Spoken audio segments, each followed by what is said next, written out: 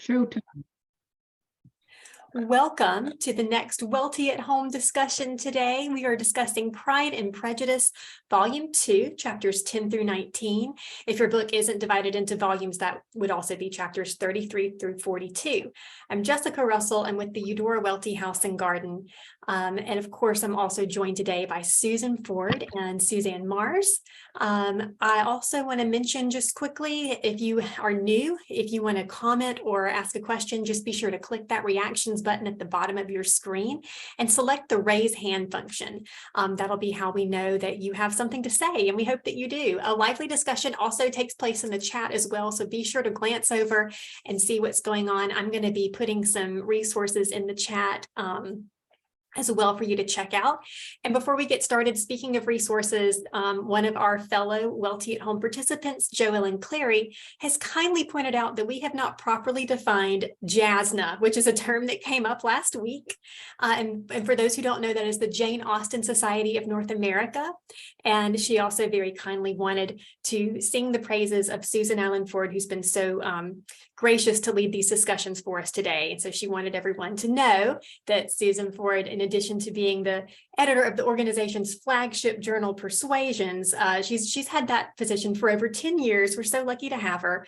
JASNA is populated by people from a vast range of backgrounds, non-literary academics like our Welty House friend, Marcia Huff, who is an attorney and is a recent past president of the more than 5,000 member JASNA organization. So she's on the call as well. You might see her name, but both she and Susan have played longtime important roles in the study of Jane Austen, and their fellow member Joellen Clary wanted to point that out. That was so kind of her. And speaking of, the next annual general meeting will be on Pride and Prejudice, which is great timing for this group.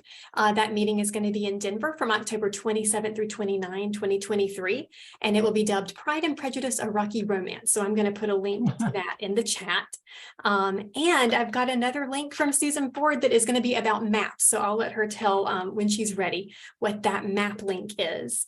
And so with that, I'm going to go ahead and turn it over to Susan Ford and Suzanne to get our discussion going. I want to start off by seconding Joellen's tribute, which I have, I've appreciated Marcia all these weeks and months talking about Eudora Welty, but I'm thrilled to know of your Jane Austen expertise. And I have been so grateful to Susan for leading us and for enhancing our understanding of Pride and Prejudice. So I think it's wonderful to have her with us. So I'm just going to turn it over to Susan. I just wanted a chance to express my gratitude as well. Thank you. Thank you all. This maps page that Jessica is going to put the link to, and I think she'll include it in the email later, is a link that Marcia actually reminded me of this weekend. We've put up on the JASNA website a page about maps of the novels, and so it's broken down by novels, and it gives a little map of England with the locations for Pride and Prejudice, fictional and real, marked out. But there are also a number of essays from Persuasions and Persuasions Online in the Pride and Prejudice category that I think you would be interested in. There's one by Kelly MacDonald called Derbyshire's Corresponding, which is about a real life wedding trip made by some relations of Jane Austen later, and what they saw on that trip north, essentially the same trip that the Gardiners and Elizabeth are going to make. There's another one. There's some about Bingley and the source of his wealth. There are a couple on Pemberley and its possible places that were models for that. And there are a couple on Meryton and Longbourn as well. So it's a great resource, I think, to get you interested in the actual physical geographies that Jane Austen is working with and then to some degree reinventing. So anyway. And an aid to literary tourism as well. Yes, absolutely. So here we are on Elizabeth's second road trip of the novel, if we want to count the trip to Netherfield as her first one. And we're really right at the center of the book. Chapter 11, Darcy's proposal, is pretty much the exact middle, which I think is interesting. And it shows really how Austen has really, planned this, or else lopped and cropped, as she says in a letter, lopped and cropped this novel that she started with as first impressions into some kind of really elegant shape. So I guess the proposal is the thing to really be talking about, but we might want to think about Darcy's proposal in chapter 11 in the context of Mr. Collins's two proposals, I guess, one to Elizabeth and one to Charlotte, and Fitzwilliam's non-proposal to Elizabeth, which takes place in chapter 10. Remember, where he pretty much tells her he can't marry where he likes. And she wonders if that is meant for her. So we've got all that context, and then in comes Darcy to say his piece. So I guess, where do you want to start with this proposal? I mean, how surprising is it? Or how unsurprising is it? What do we see in the proposal that Darcy makes to Elizabeth? Susan, could we maybe ask first-time readers Oh, yes. that question first? That is a great idea. Thank you, Joellen. Any first-time readers? Was this a surprise or not a surprise?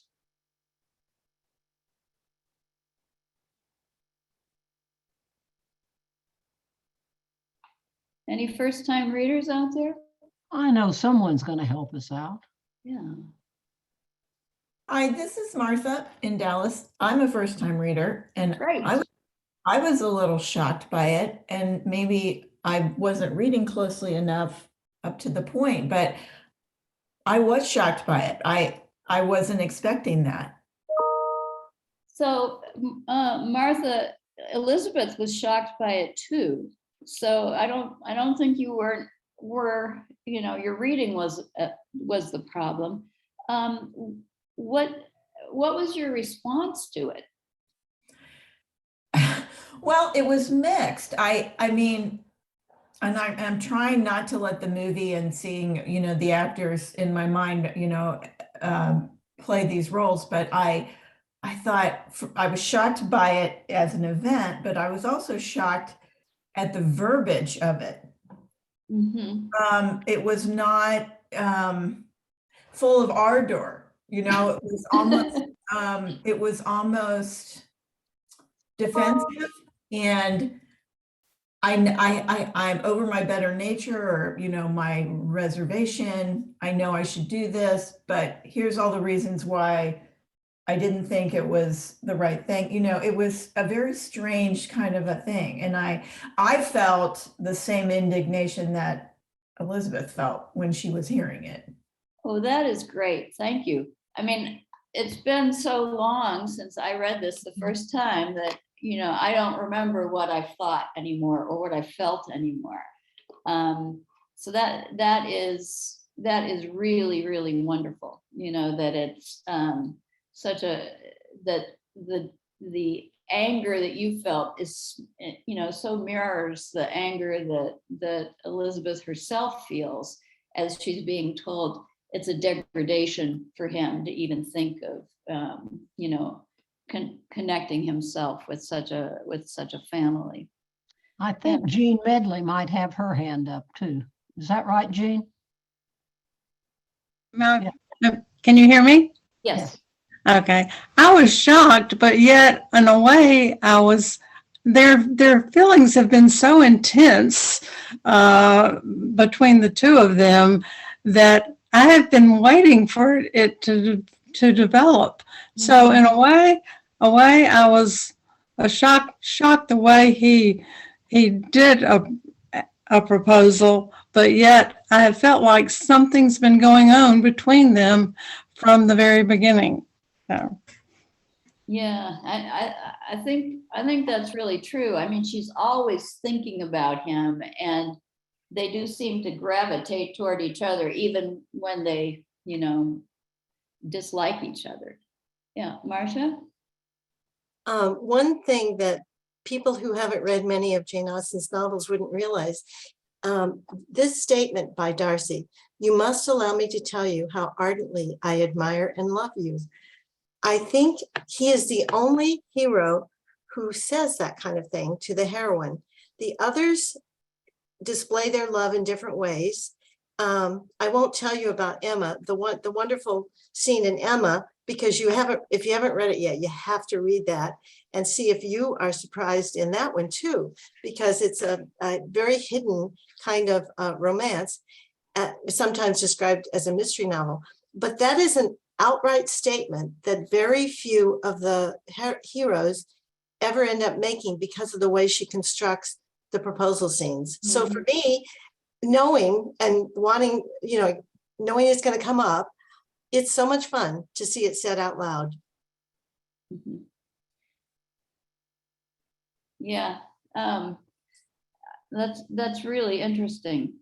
I mean, it's the proposal that doesn't work and turns out to be so offensive that has the most romantic language, or some of the most romantic language. And in fact, I've even seen this on t-shirts and coffee mugs and things like that, pillows.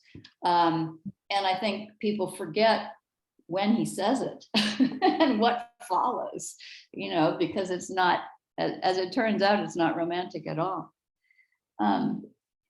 Well, I mean, can we think about how Austen has prepared us for this? Because I think that's really interesting, both the surprise of it and I feel like something is going on, something is going to happen. Are there ways in which we got those cues or didn't? Yeah, Monica. Well, I was noticing reading this. I mean, every single time I've read this since I first read it in 1989, I laugh out loud here. But I was noticing how really well crafted it is. She has worked us up against Darcy, because this is right after we have gotten the whole thing about how Darcy separated Bingley and Jane. And she has really got us on her side, mad at Darcy that he has separated these two. And there's even, I love the word that she uses right before this, that it's her, when the doorbell rings, her spirits were a little fluttered by the idea of it being Colonel Fitzwilliam himself. So while we've had what you called, right, this non-proposal from Fitzwilliam in the chapter before, she has really set us up. We're mad at Darcy and we're thinking, ooh, maybe he's going to come back. So she totally sets us up. And I think that's part of why it hits so hard. It still makes me laugh, even though I know it's coming. Yeah, that is so interesting, because I was noticing this time when Darcy, she keeps running into Darcy on her walks, and she doesn't understand why he keeps hanging around her. But anyway, he's saying things to her that suggests that she'll be coming back to Rosings and maybe staying there. And she thinks, is he thinking about Colonel Fitzwilliam? And she's kind of embarrassed by that too. So there are all these ways in which we could be getting set up for that Colonel Fitzwilliam proposal. And she likes him. Yeah, Elta.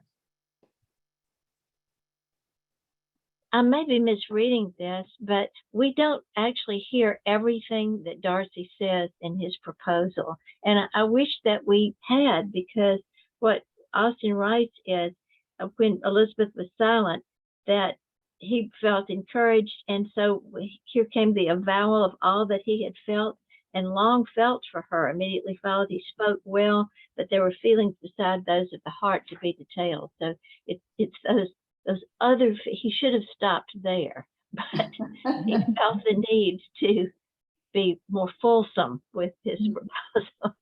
Yeah, so. But I wish we could have heard the rest of what he had to say. Well, I think that's really interesting. He was not more eloquent on the subject of tenderness than of pride. His sense of her inferiority, of its being a degradation, of the family obstacles which judgment had always opposed to inclination, were dwelt on with a warmth which seemed due to the consequence he was wounding, but was very unlikely to recommend his suit. And we get some more. Why do you think she gives us the summary rather than the whole proposal word for word? And Joellen, you may or may not want to speak to that, but go ahead and we can come back to No, it. go ahead. No, No, I have something else I'll bring up. Okay. Well, why do you think that Austen gives us the summary rather than the language? I mean, because she gives us lots of language in the letter from Darcy, and we've heard him speak before, so we know his voice. But why doesn't she give us the whole proposal?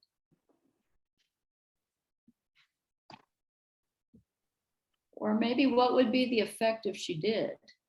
Are we trapped with Elizabeth and not paying attention to that so much as she is to the injury?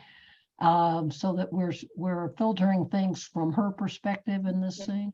Yeah, I mean, I think that's certainly one of the aspects of it. Yeah, we think about this from Elizabeth's point of view, and we just get the summary so that we can focus on her response. Monica? Well, I think, your point about the beach towels and the coffee mugs are the point, right? That she gives us the words that are going to resonate, right? That she wants us to fixate on. And even though, as you point out, in the context, this "in vain I have struggled, my feelings will not be repressed," we realize that he's going, besides, despite the fact that I can't stand your mother and your sisters are obnoxious and all of that, I still can't help myself. But taken on its own, this is a great line that really can sound very romantic. And the lines of Elizabeth's that we get too are the ones that Mr. Darcy can't stop thinking about, right? We know that when she says, I've never desired your good opinion, and had you behaved in a more gentlemanlike manner, we get both Elizabeth's lines that are going to stick in Mr. Darcy's head and Darcy's lines that she's going to. So I think she's giving us the most resonant lines. And if she'd given us maybe some of his details he'd gone into in that paragraph, then we might have dwelled on those as well, and maybe that would have led us in a different direction. Yeah, I think so. I mean, I think it would be hard to get over, don't you, if we had heard him speak all those things about her horrible family and how degraded he felt and all that kind of stuff.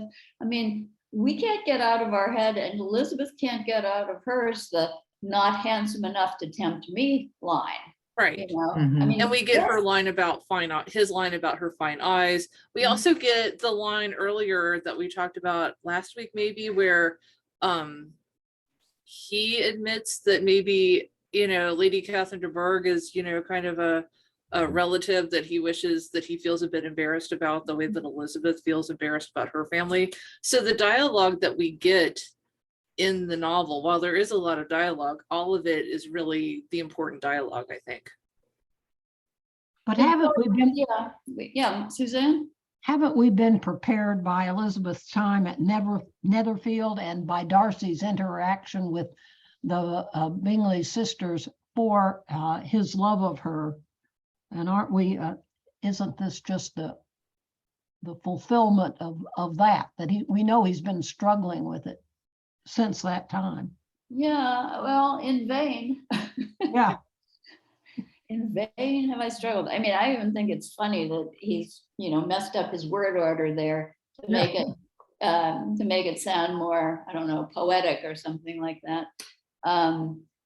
Although then the next few sentences are real short and, simple and subject, verb, object sort of things. But so, I mean, it really is kind of I feel like that first line, well, maybe that whole first paragraph was prepared, as the whole thing is prepared, which for me kind of sends it back to Mr. Collins. Yeah, Marcia? I was I was just going to mention how this compares to Mr. Collins, because in that proposal, we get every line of dialogue, both his and hers. And because it's part of the characterization of Collins, but it's also comical. And this is not comical. And it's going to, as someone said, if you read all those lines as he spoke them, it would be very hard to get them out of your head, just as it's very hard for to get Mr. Collins out of our head. Once we've heard him not take her no for an answer, go on and on, etc. It's brilliant. It's almost like a play. It's so brilliantly presented. And then as far as clues, there have been so many clues all along.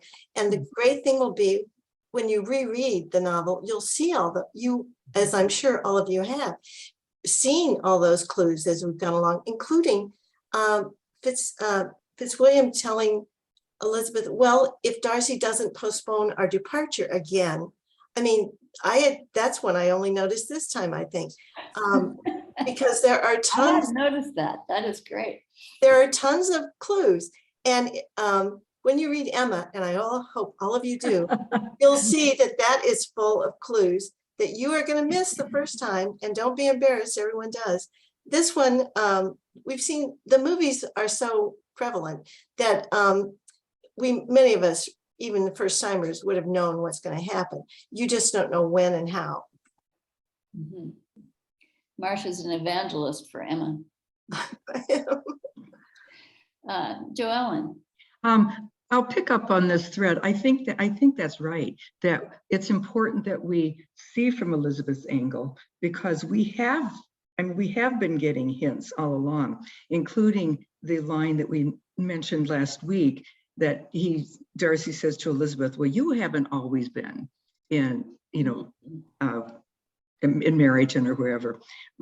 And we're set up to see from Elizabeth's angle a little bit, because even at the beginning of chapter, whatever it was, our first one today, 32, 9, Elizabeth has been reading the latest letter from Jane before she runs into Fitzwilliam. And then again, in the next chapter, in the proposal chapter, she has just finished reviewing all of her letters from Jane. And so that helps set us up for her response, and the vigor of that, I think, is probably fairly surprising to first-time readers also. So anyway, I think that those letters and references to them can give us some tips all the way along here too. Yeah, I think that's so interesting. I noticed that maybe for the first time on this reading, that she goes, it's, first of all, she's read that one letter, then she hears this story, from Fitzwilliam, and then she goes back and reads all the letters looking for evidence of Jane's unhappiness, which of course she finds. And that puts her in absolutely the worst state of mind to receive this proposal. Jacob.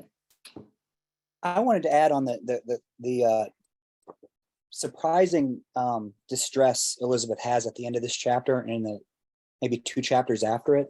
I'm looking at the paragraph that starts, this is in chapter 11.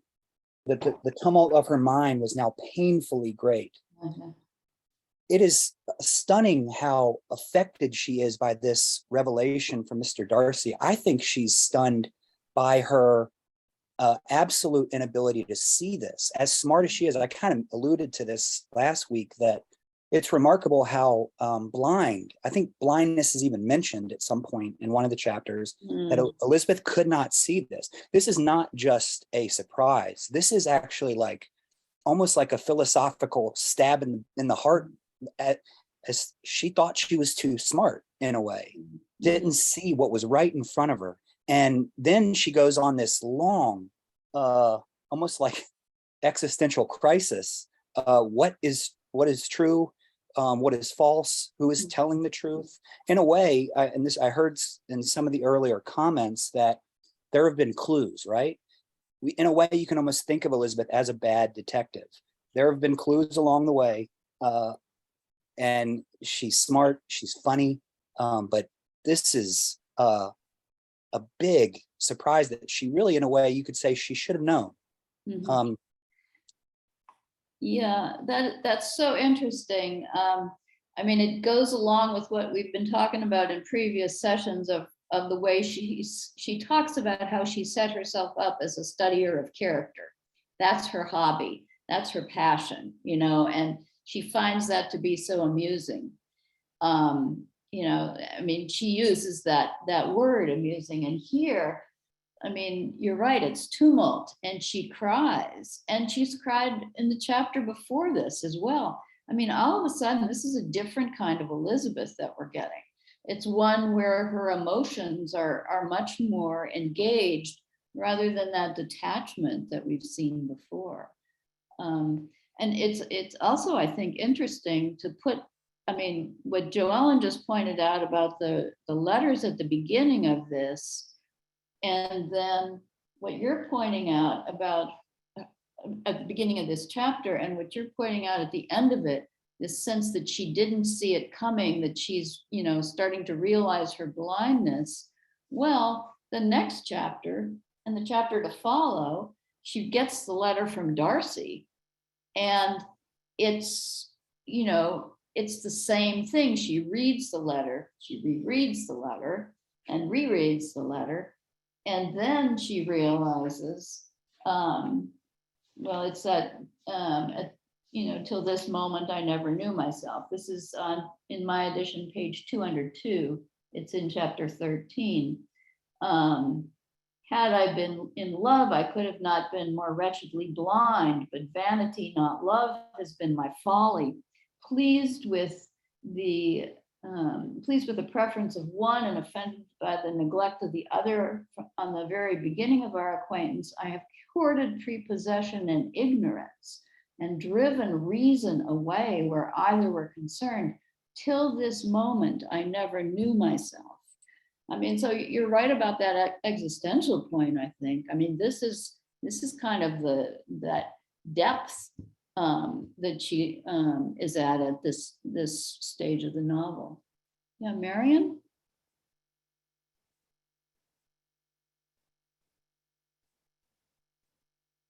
You're muted, Marion. You're muted. Okay, now, okay. Yes. Do you think Austen is also instructing her readers that we must read her very closely and carefully, just as Elizabeth has to read these letters over and over, and it raises all kinds of questions?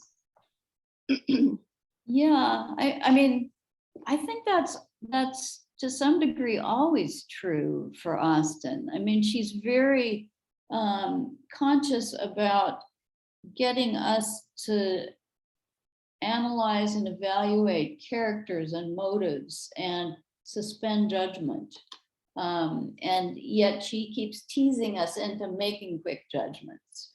So yeah, I think you're right. Joellen? Oh, you're muted. I just want to say briefly that I think this next chapter, where she's analyzing, is her slow read.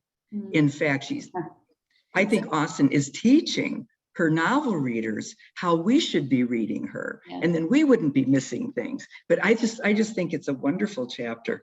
Reading piecemeal, analytically, coldly.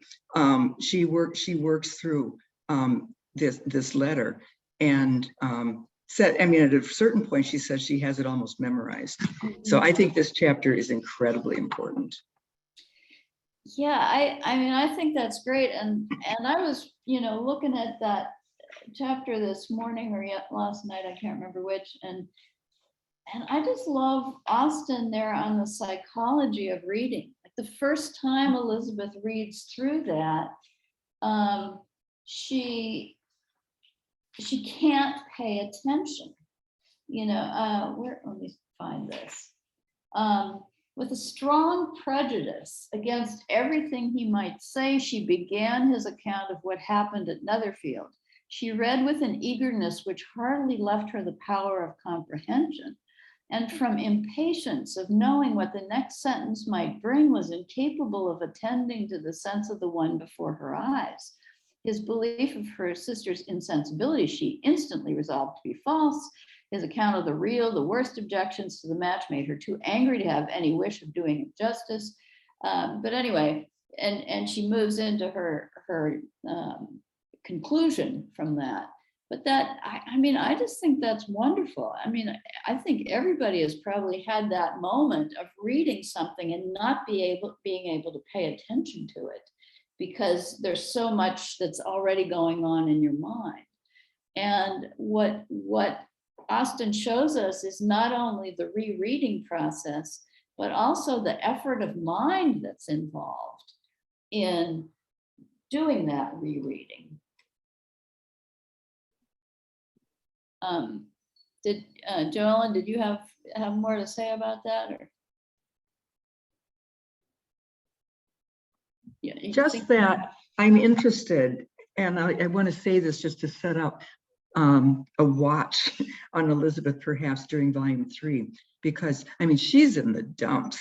This is like, feels like a point of no return for her. Mm-hmm. She's absolutely ashamed. There's no language of conjecture here, which we often get in this novel. But I wonder, you know, she is blinded by emotion to some extent, even in her response. Mm-hmm. So this emotion is overwhelming her in a lot of ways. And it'll be really interesting to see how long that lasts with Elizabeth and whether she gets back to her distancing. Mm-hmm. And I mean, one thing I think that's interesting here is she is so overwhelmed by emotion that we almost don't see her in company anymore while she's on this trip. You know, she's always on these solitary walks or in a room. She doesn't really want to be with anybody because this is all, you know, kind of taking her over. Now, Jacob? Yeah, I just wanted to add on the extremeness of her emotions. And I feel like I've heard this somewhere. This is too good for me to say that it's mine. It was something like Austen characters are often on the razor's edge between comedy and tragedy. I think that is right. I think that you could easily spin this moment as a genuine moment of kind of existential horror, and you could easily make a different kind of novel. If, you know, Wickham is kind of like Iago, a liar, or possibly a liar. And she's so devastated by it. It's world-rending. So I'm stunned by Austen's ability to introduce to her readers a comedy on paper, but this is a moment that could go a totally different way, or the register of emotion is, and at least in my reading, is not funny. It's pretty disturbing, or she's affected. Yeah, that's so interesting. And I think it's partly because Austen has set her up as a character who can, you know, respond, well, like to not handsome enough to tempt me, by making fun of it, by detaching herself somehow from it emotionally, even though we know it continues to bother her. But in this, and I think this because it more gets at her sense of herself, don't you think? That her whole sense of self has been upended, essentially. She's seen herself as somebody who, you know, sees the world with a clarity, and she's recognizing, especially with the Wickham thing, that she has just totally misunderstood what was happening. And I mean, not only just misunderstood it, but done somebody a huge injustice through that.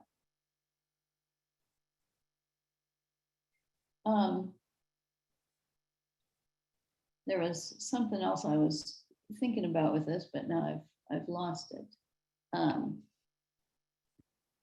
Oh, I know. I think too the the difference between Collins's proposal and this one, or the similarities, you know, that could tip us into a more comic view, but it doesn't. You know, I mean, there's just such a difference in the emotional investment of both of them. And it's partly because of the Jane situation, but it's also partly because of the way that both Elizabeth and Darcy are so fully emotionally invested in their pride, I guess, or prejudice, whichever it is. Yeah, Monica? Well, we get at the end of chapter 14, she, like, flat out, Elizabeth is alone and has no help. When she says, right, that's her reviewing the letter, and then, you know, the defects of her family, they were hopeless of remedy. Her father, contented with laughing at them, would never exert himself to restrain the wild giddiness of his youngest daughters, and her mother, with manners so far from right herself, was entirely insensible of the evil. I mean, this is like, this combined with a couple of chapters later, the description of the Bennet's marriage. This is a real, like, we're seeing real despair and aloneness here. Yeah, I think you're right. I mean, Jane is the only person she has, and now she can't even confide all of this in Jane. You know, she can't tell Jane the part about Mr. Darcy, you know, sort of removing Bingley from the scene. So, I mean, there's another level to her isolation there as well. So, yeah, I mean, I think that it is a real dark night of the soul for the novel. If I could just add back to some of the humor again in it, one of the things that I thought was funny, was during the proposal, she says to Darcy right after he, you know, asks her, and has no doubt of her answer.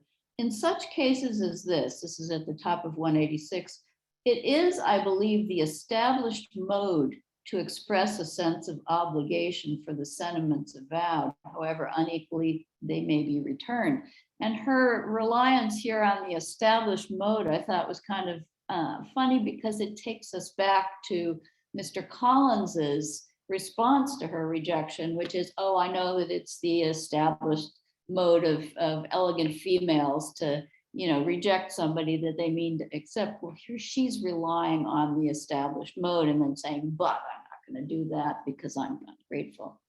And the other thing, I think, where we see Elizabeth getting a little bit of a bounce back is the next day or so when she goes to Rosings, and she, you know, amuses herself with thinking about what Lady Catherine would have to say if she knew that Darcy had proposed to her, how she would deal with that. And I mean, so we get this sense that Elizabeth is not going to stay in those depths forever. Yeah. I was just, and we have a sense that Elizabeth is capable of change and of insight into herself. And that's a real positive at this moment, that instead of retreating into anger or maintaining anger, she gains insight. Yeah, she does. And it's interesting because, you know, Marcia and I have just finished talking about Sense and Sensibility for a whole weekend, where the heroine, the secondary heroine, Marianne, is so wrong. And I mean, it brings her to a kind of emotional breakdown when she realizes how wrong she's been about everything, and a physical breakdown. Elizabeth's got more buoyancy and strength than that. And, you know, we're seeing her kind of have this deep emotional response, but then start to pick herself up. Yeah, Joellen, I think you're next. I think that Jane Austen, the author, provides us comic moments after that despairing chapter, when she spends her last day at Rosings with Lady Catherine. And the reader, I think, recognizes things that Elizabeth wouldn't necessarily. Lady Catherine is going on about how dispirited Darcy was. He was so sorry to leave that year. We know there's another reason.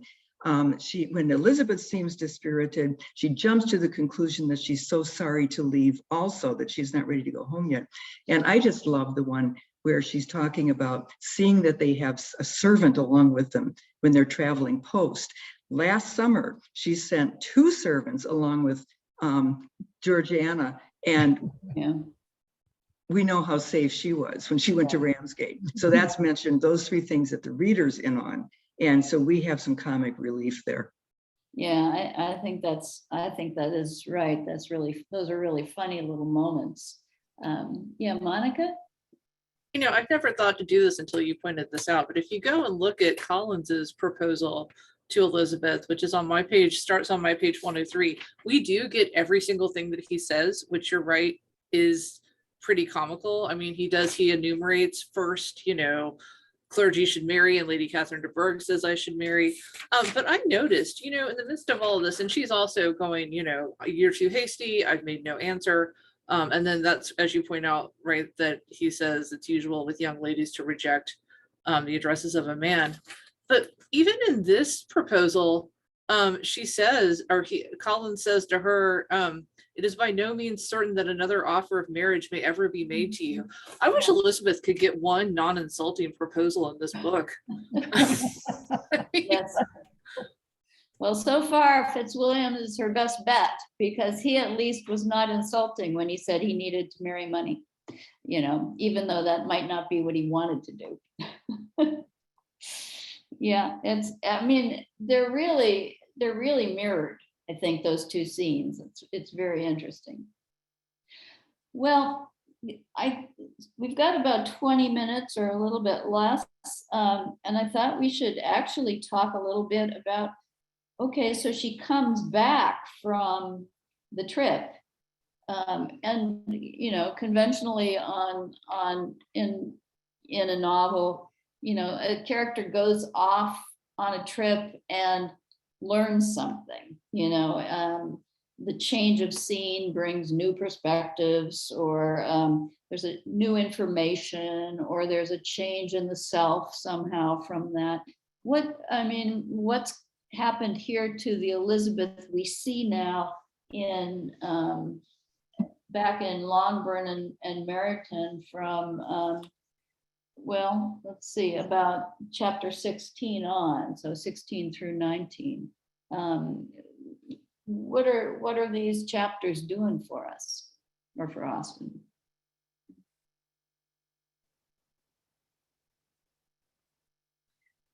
When we get back home, that, you know, they are picked up. Oh yeah, Suzanne, did you want to say something here?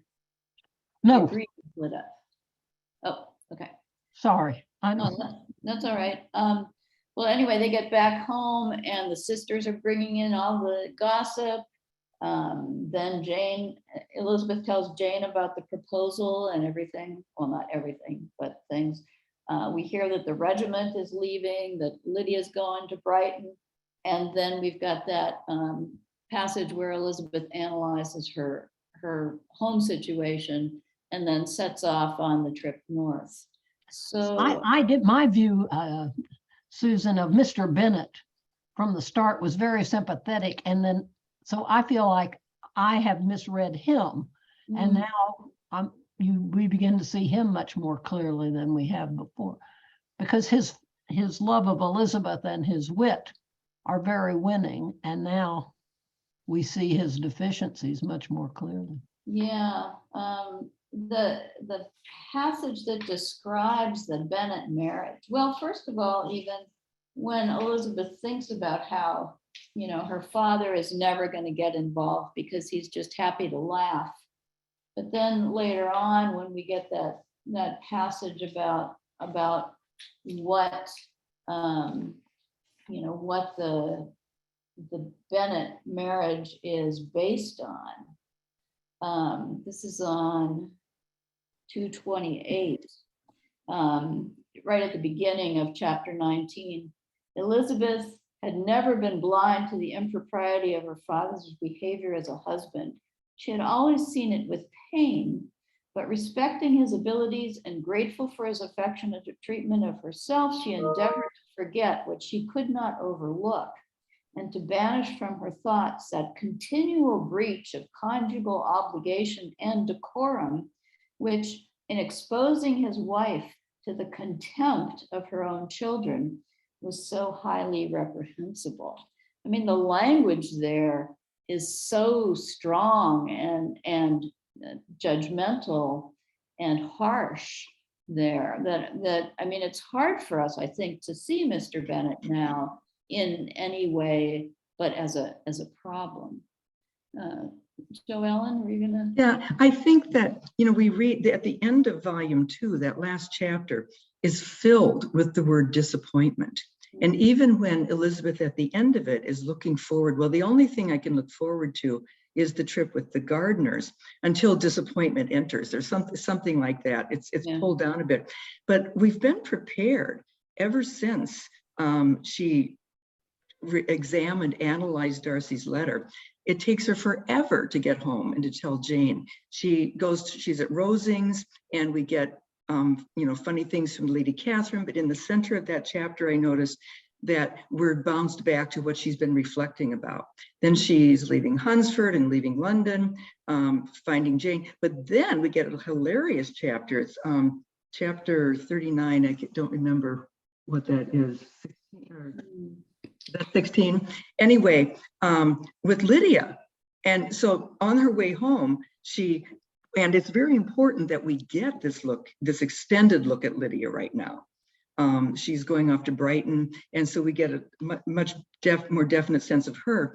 But more and more, Elizabeth is just reminded of all the damage being done.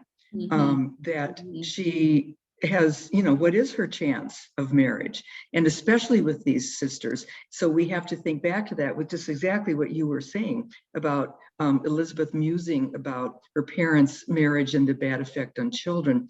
Then she takes leave of Wickham. I mean, it's a really interesting movement to the end of volume 2, which is like the center of the book in the depths, maybe. Yeah. Monica? Well, there are two things. First of all, as I pointed out, I think Joellen's point about how middle of the book onward, we're so what the reader knows, so colors what we're reading. And I'm wondering, this seems to be like making the humor do something different, because normally like the Lydia scene and those sisters being ridiculous would be kind of funny. But thinking about what Elizabeth has just gone through, you're just like, she needs to go be in a quiet place and not be around her obnoxious sisters who are making everything worse. And similar to the way that Jane Austen sets us up to be astonished and vexed by Darcy's proposal right before chapter 19, right before this fascinating, sad insight into the Bennet's marriage. This is, as y'all pointed out, is where she's trying to tell Mr. Bennet, you have got to do something, right? My sisters are going crazy. You've got to do something. And he just goes, what, has she frightened away some of your lovers? Such squeamish youths as cannot bear to be connected with a little absurdity are not worth a regret. Come, let me see a list of the pitiful fellows who have been kept aloof by Lydia's folly. I mean, that last sentence there of Mr. Bennet's is just going to come to haunt everybody. And then she tries, right? She tries speaking plainly. If you, my dear father, will not take the trouble of checking her exuberant spirits and of teaching her that her present pursuits are not to be the business of her life, she will soon be beyond the reach of amendment. And just going back to the earlier where Elizabeth is so despairing and so alone, that this, I think, is one of the places where we have been originally thought that Mr. Bennet was kind of fun, and it would be kind of fun to sit and, make faces at him across the table when Mr. Collins is being ridiculous. But there's this interesting mirroring that's happening now that I think, as y'all point out, from Darcy's proposal midpoint of the book onward, that we get these interesting mirrored scenes that have a whole different resonance now. Yeah, I think that is so good. And, it seems like everything that she knew about her family and that Darcy pointed out to her we get back to she gets back to Meryton and to Longbourn, and it just is worse. But here she is trying to do something about it, and she can't. I mean, her father won't take her seriously. And And- humor used to be her out, right? Humor Yeah. is how she dealt with Collins. Humor is how she dealt with Darcy at that first dance. And now humor is not working at all. Well, and humor is her father's strategy. And Mhm. so, I mean, we can see the problems with that. But look at the way she keeps fighting about it. I mean, you are fighting against it. You mentioned that, oh, my dear father, you know, if you do something with Lydia, there's another part there. Oh, my dear father, can you suppose it possible? You know, I mean, she keeps saying, oh, my dear father. There's a real kind of emotional force to that. And he's just not equipped really to deal with that or to respond to it. Marion? Well, I wonder about that word equipped. I mean, now you've made me think in a different direction from what I was going to say. I think he's a good foil device because he is sitting there seeing things and not doing anything about it, whereas she is going to do what she can with what she knows and what she learns. So I think that's really important. And also Charlotte is like Elizabeth's father, in that she too sees a bad situation, but she doesn't, she settles. And so does Mr. Darcy. Mhm. I don't mean Mr. Darcy, sorry, Elizabeth's father settles. Yeah, Bennett. Mhm. You know, Mr. Bennett settles in a way that Elizabeth can't stand. I mean, that makes us see her character even more clearly. Uh-huh. Yeah, I mean, that's an interesting comparison between Charlotte and Mr. Bennett. I mean, both clear-sighted, but I sort of feel that Charlotte is going to be a more respectable spouse than Mr. Bennett is. I mean, Mr. Bennett, I mean, that language that I read a minute ago, exposing Mrs. Bennett to the contempt of her children. I mean, that is powerful. And I don't see Charlotte doing that. I mean, she's made a bargain to get what she needs. And I doubt that, you know, she's going to raise her children to have contempt for Mr. Collins. So it's an interesting kind of, I mean, one of the things Austen is doing in this novel is to put all these different marriages next to each other and get us to think about what's a good one, and or what's a workable one, for sure. Joellen? Monica mentioned Austen doing something different with humor at this point, and it just occurred to me that there's a fair amount of humor in chapter 17 or 40 when Elizabeth is talking to Jane. Yeah. And that's a definite relief for her. Toward the end of that section, she says,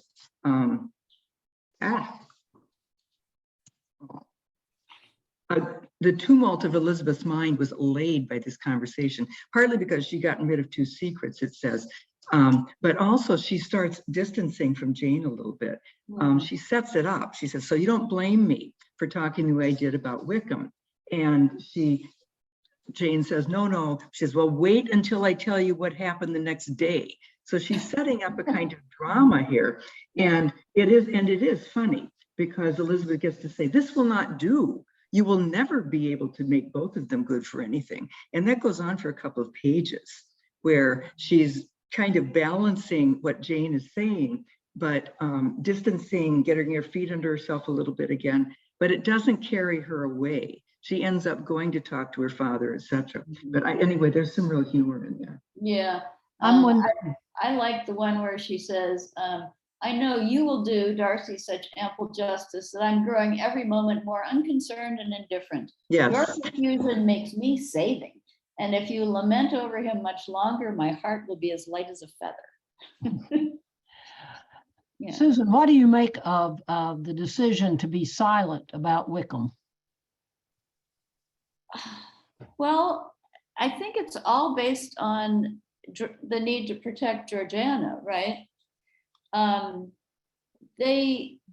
she feels like she can't tell the full story. And she can't tell part of the story without the full story. So she just keeps it all to herself and Jane. And she also hasn't had permission to, I mean, Darcy in fact says, I trust you not to repeat this. And he's talking about his sister, but she's having a hard time disentangling those things. So I mean, I don't know if she has much of a real option here, but she certainly doesn't think she does.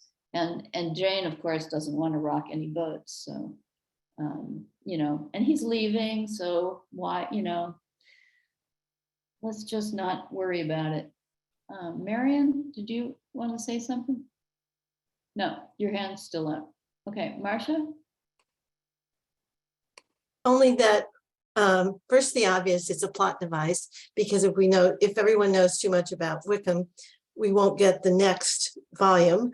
But secondly, she really reasons through it that if she tells just the part about Wickham and how he is lying about the money or the inheritance that he thinks he's promised by Mr. Darcy, no one will believe it.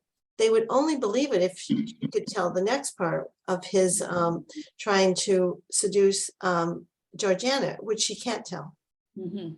Yeah. So she reasons through it enough to satisfy me, even though it's obvious you also have to have it for the plot. Yeah. And if she exposes Georgiana's, you know, attempt to elope, then that damages Georgiana's reputation in a big way. Absolutely. And you know, she doesn't want to do that. Joellen? I think, though, it gets complicated because the reason she attaches to people not believing her is that, well, that's the community is alluded to here. I mean, where's our community voice gone? Yeah. It's back because she says they think so poorly of Darcy that they won't believe me. Yeah. And who's responsible? That's Who's responsible for that? Yeah. So Yeah. that gets complicates, I think. Yeah, I mean, you're right. It does. And yeah, and it will get more complicated. So yeah, it's certainly not an easy decision for her, but I really, and there are parts of it that make it easier for her now, just to say, well, let's forget about it. And, you know, he'll go away. So that's going to solve everything.